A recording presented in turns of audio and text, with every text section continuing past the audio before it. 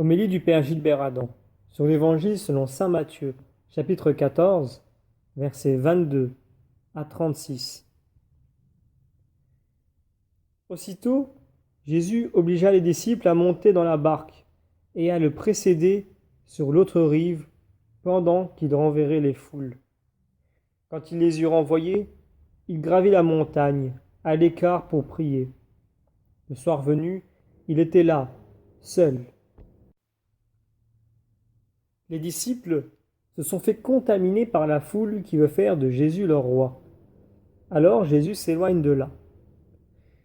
Nous sommes, nous aussi, ballottés par des vents contraires dans notre cheminement de foi. Jésus nous invite à participer à la victoire de son amour dans la nuit de notre foi. Les promesses de la vie éternelle et le salut qu'il nous apporte ne sont pas de ce monde. C'est une victoire sur la mort et le mal que Jésus nous annonce. Sa résurrection et le don de l'Esprit Saint sont un commencement de la réalisation des promesses dès cette vie. Par sa résurrection, Jésus se découvre à nos yeux comme celui qui domine les puissances de la mort. Par le don de l'Esprit Saint, il nous invite à participer dès à présent à la victoire de son amour. Cependant, les vents contraires continuent à souffler et la mer est toujours aussi agitée. La barque de l'Église est ballottée, le mal fait encore sentir son pouvoir. Nous avons toujours à traverser la mort. En faisant confiance à Jésus, en s'appuyant sur lui, nous pouvons dès à présent participer à sa victoire sur le mal et la mort. Mais il ne nous sera pas épargné d'affronter les éléments hostiles. Ce qui nous est promis en vérité, c'est que nous en sortirons vainqueurs. Nous continuons la lecture de l'Évangile. La barque était déjà à une bonne distance de la terre. Elle était battue par les vagues, car le vent était contraire. Vers la fin de la nuit, Jésus vint vers eux en marchant sur la mer. En le voyant marcher sur la mer, les disciples furent bouleversés. Ils dirent : « C'est un fantôme !»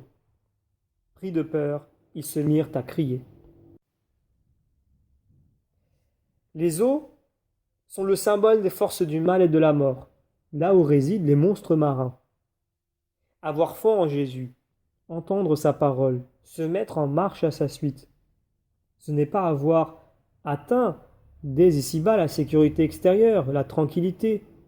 Nous avons à marcher sur des eaux agitées, à affronter des vents contraires. Certes, nous savons que Jésus a vaincu la mort et le mal, mais il n'a pas encore apaisé la tempête qui secoue notre barque intérieure.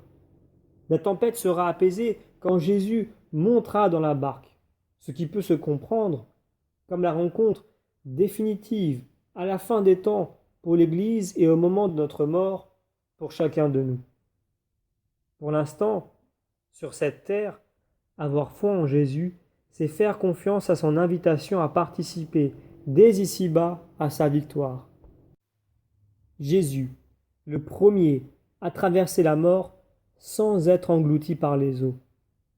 Il nous assure que nous aussi, avec lui, nous traverserons aussi les eaux de la mort. Avoir la foi, c'est comme la Vierge Marie au pied de la croix, se tenir debout dans la tempête, marcher sur les eaux, par la grâce de Jésus et la force de l'Esprit Saint. Nous terminons la lecture de l'Évangile. Mais aussitôt, Jésus leur parla. « Confiance, c'est moi, n'ayez plus peur. » Pierre prit alors la parole. « Seigneur, si c'est bien toi, ordonne-moi de venir vers toi sur les eaux. » Jésus lui dit : « Viens. » Pierre descendit de la barque et marcha sur les eaux pour aller vers Jésus. Mais voyant la force du vent, il eut peur, et comme il commençait à s'enfoncer, il cria : « Seigneur, sauve-moi !» Aussitôt, Jésus étendit la main, le saisit et lui dit : « Homme de peu de foi, pourquoi as-tu douté ? » Et quand ils furent montés dans la barque, le vent tomba. Alors ceux qui étaient dans la barque se prosternèrent devant lui et ils lui dirent : « Vraiment, tu es le Fils de Dieu. » Après la traversée, ils abordèrent à Génézareth. Les gens de cet endroit reconnurent Jésus. Ils firent avertir toute la région, et on lui amena tous les malades. Ils le suppliaient de leur laisser seulement toucher la frange de son manteau, et tous ceux qui le faisaient furent sauvés. Marcher sur les eaux signifie que l'on domine ses forces. C'est une annonce par un acte et non par une déclaration de la résurrection à venir. Jésus domine les forces du mal. En invitant Pierre à le suivre, Jésus l'invite à participer à sa victoire sur la mort et le mal. Nous voyons Pierre s'avancer. Il marche, lui aussi, sur les eaux, mais en prenant conscience du vent qui souffle. Il doute de la possibilité d'aller jusqu'au bout. Il prend peur et il s'enfonce. Tant qu'il faisait confiance à la parole de Jésus, il marchait, mais le doute et la peur le font couler. Lorsque Jésus invitait Pierre à le suivre sur les eaux agitées, le vent soufflait déjà, mais Pierre ne s'en effrayait pas. Confiant dans la parole et l'exemple de Jésus, il sort de la barque et marche sur les eaux.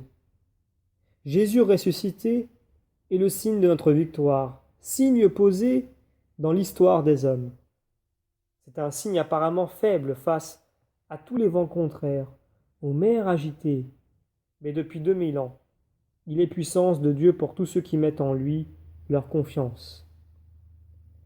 Nous demandons la grâce d'entrer dans la confiance de Jésus qui prend soin de nous.